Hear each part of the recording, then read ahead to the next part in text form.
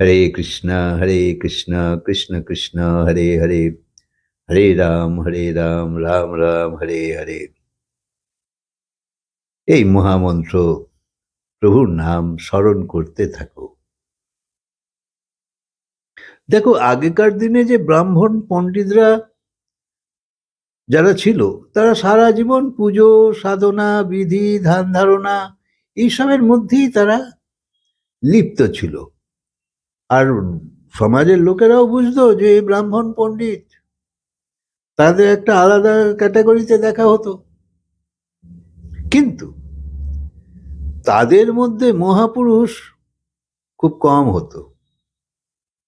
তারা নানা রকম পুজো আর্চা কর্মকাণ্ড এসব করে দিত মানুষের উপকারের জন্যে, কিন্তু তারা মহাপুরুষ বিশেষ হতো না।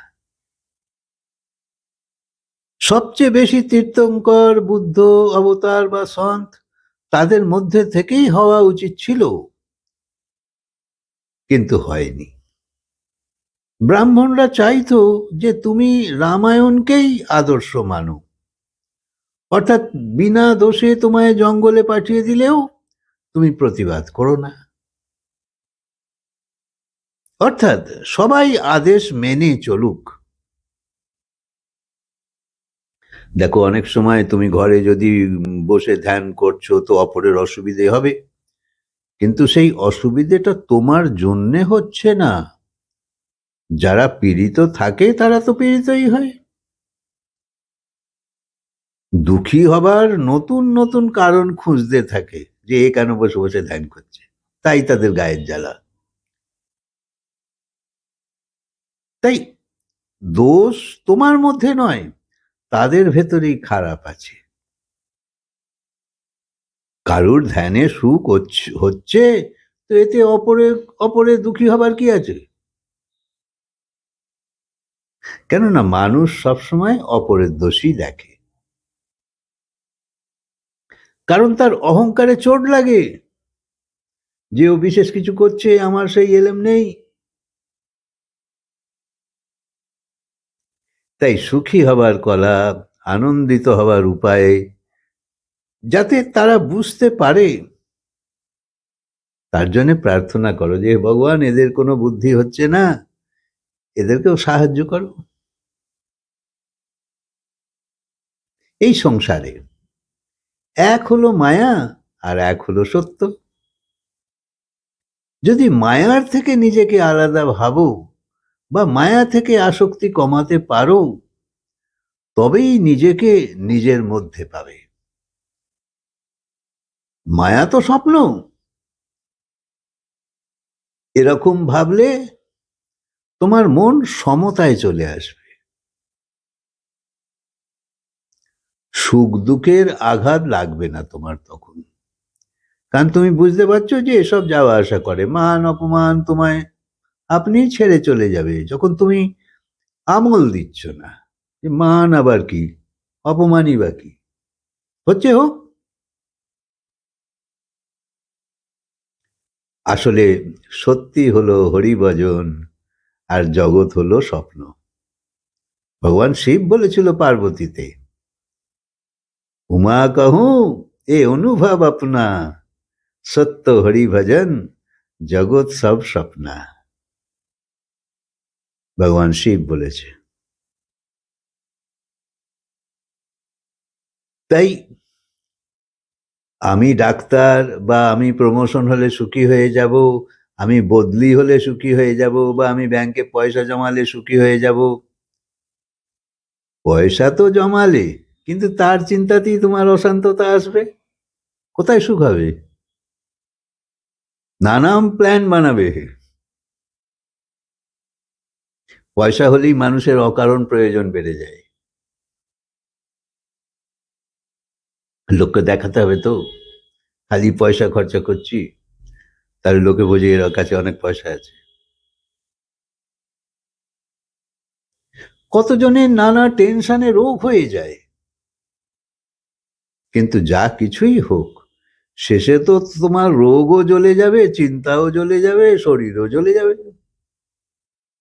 তো তোমার কমজোরি বা তোমার পালোয়ানি সেটাই বা কতদিন থাকবে? সেও তো চলে যাবে। তাই এ তো এখন শুধু দেখা যাচ্ছে। তাই যা সত্য তাকে ধরো, আর যা মিথ্যা তাকে ছাড়ো, তাহলেই তোমার মস্তি এসে যাবে। আর এই মিথ্যাগুলোকে আগলে রাখবার চেষ্টা করার জন্যই তোমার মধ্যে সমস্যা। আর সত্যর দিকে তো তোমার গতি হচ্ছেই না। যা শুধু দেখা যাচ্ছে তার সঙ্গে সুচারু রূপে ব্যবহার করো। যা সদা প্রাপ্ত তাকে জানবার চেষ্টা করো। তার সঙ্গে তুমি লেগে থাকো। আর সদা প্রাপ্ত হলো পরমাত্মা। আর মায়া তো সংসার, খালি লাফাচ্ছে। এই একরকম তো অন্যরকম। এই শরীরের আগে তুমি ছিলে, মরবার পরও থাকবে। তো তুমি নিজেকে ছাড়তে পারবে কি?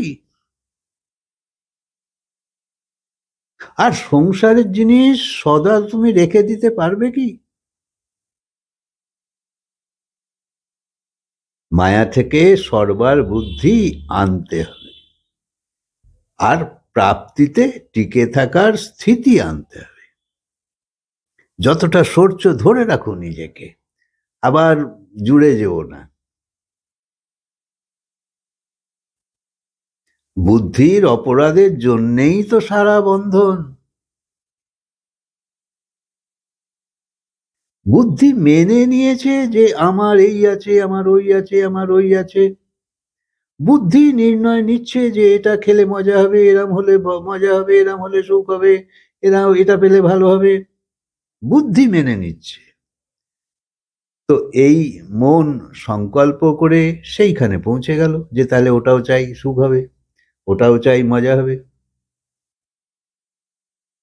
তাই যদি তুমি মন্ত্রী হয়ে যাও, কিন্তু এক সময় যখন তোমার মন্ত্রিত্ব চলে গেল, তুমি তো তখন তো তুমি ভাববে যে কি পেলাম তাহলে। এই এক সময় দেখা গেল যে তুমি মন্ত্রী, কিন্তু চলে গেল তো শুধু সময়টাই চলে গেল। তোমার মনে কত আফসোস এসে যাবে তখন। সব বৃথা ব্যয় হয়ে গেল সময়টা। কি লাভ হলো এরম জিনিস পেয়ে, যদি হারিয়েই যায়। যা এখন আছে দেখছো, এও একদিন থাকবে না। সংসারে যা কিছুই হচ্ছে তা আগে থেকেই ঠিক করা আছে। তুমি শুধু চেষ্টাই করতে পারো। অর্থাৎ চিন্তা করো না, চেষ্টা করো। চিন্তা এমনই ডাকিনি যে তোমার হৃদয়কে কুড়ে কুড়ে খায়। যার ভেতরে অনেক চিন্তা, খালি চিন্তা, খালি চিন্তা, সে সবসময় উদাস, নিরাশ, হতাশ, বিমর্ষ ভাব। সব শান্তি গায়েব হয়ে গেছে, সব সুখ গায়েব হয়ে গেছে, কোনো প্রসন্নতা নেই। সদাই চিন্তিত, ব্যথিত। ডাক্তার তখন যতই ওষুধ খাওয়াক, কিছু করতে পারবে কি?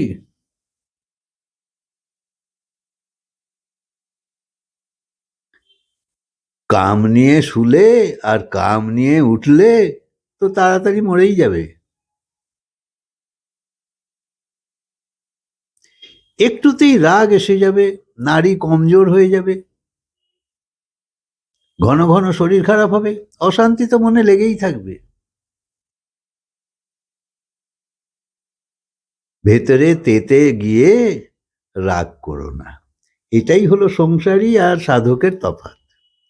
সংসারী মানুষ সত্যি সত্যি রাগ করে, কাউকে কিছু বলছে তো খুব রেগে রেগে রেগে বলছে।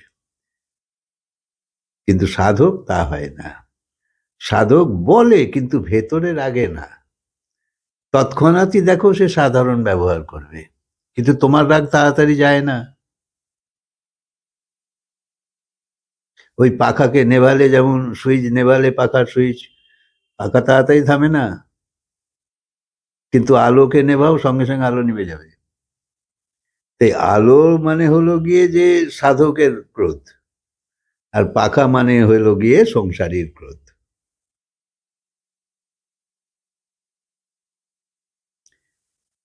তাই সন্তরা ওপরে দেখায় কিন্তু ভেতরে শান্ত থাকে।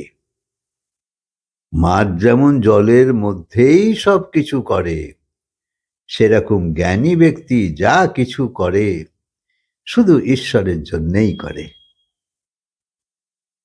ভজ কৃষ্ণ ভজ, ভজ কৃষ্ণ ভজ। একটু তো জাগো, কত আর শুয়ে শুয়ে থাকবে? বয়সকে এইভাবে পার করে দিচ্ছ, আর পাবে? যে শ্বাস চলে যাচ্ছে তার কখনো ফিরে পাবে না। এত মূল্যবান এক একটা শ্বাস।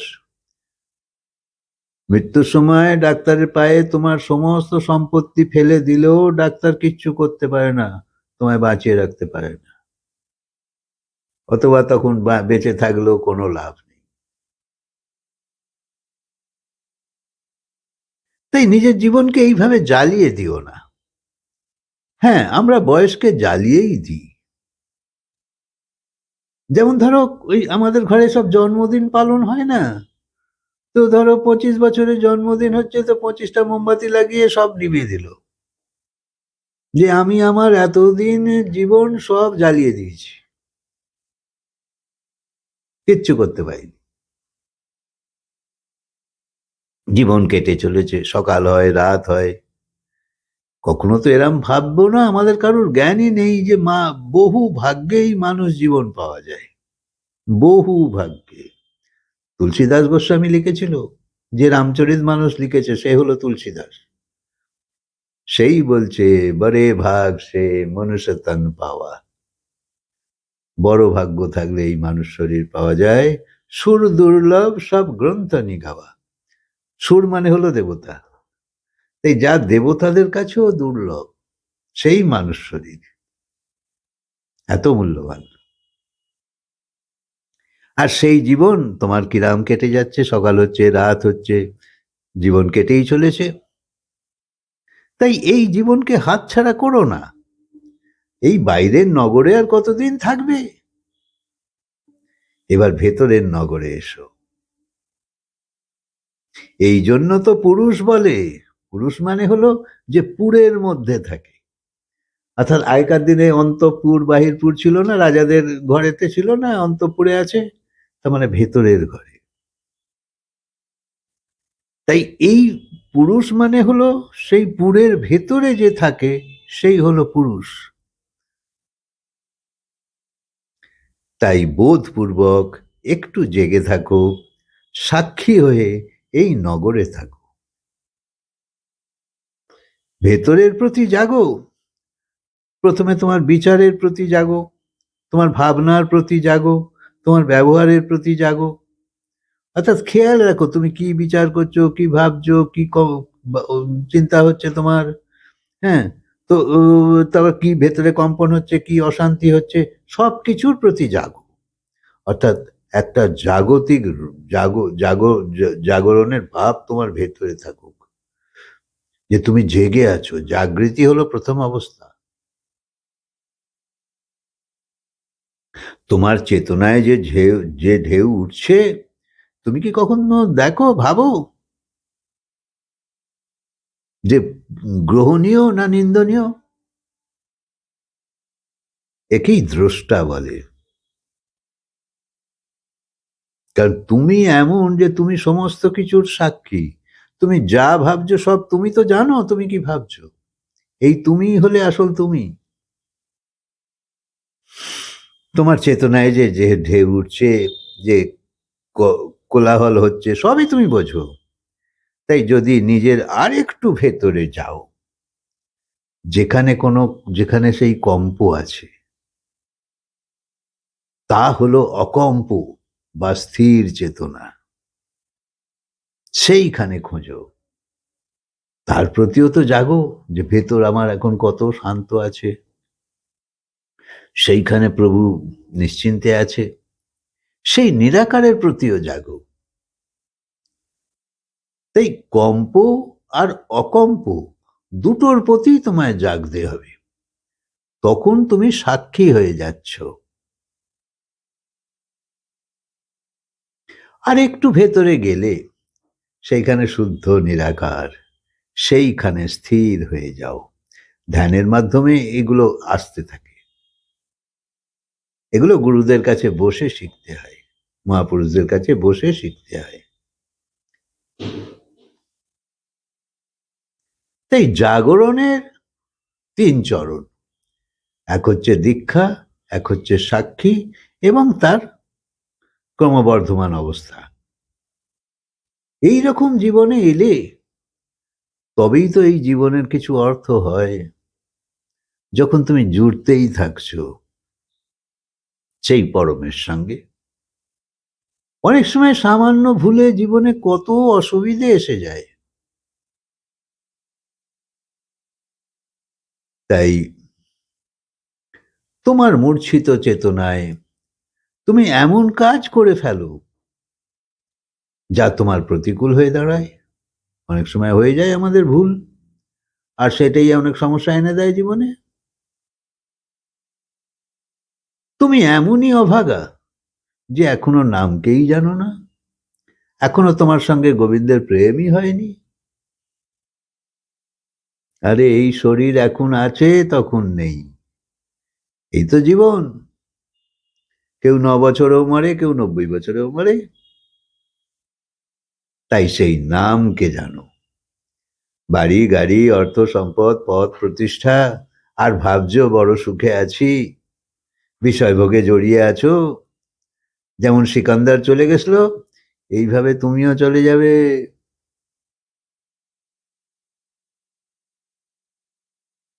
তাই মনকে বোঝবার চেষ্টা করো, বুদ্ধিকে শান্ত করবার চেষ্টা করো, আর ভগবানে মন লাগাও। এই হলো পরম পরিণতি। হরে কৃষ্ণ। কথাকে আজকে বিরাম দিই, আবার বলবো।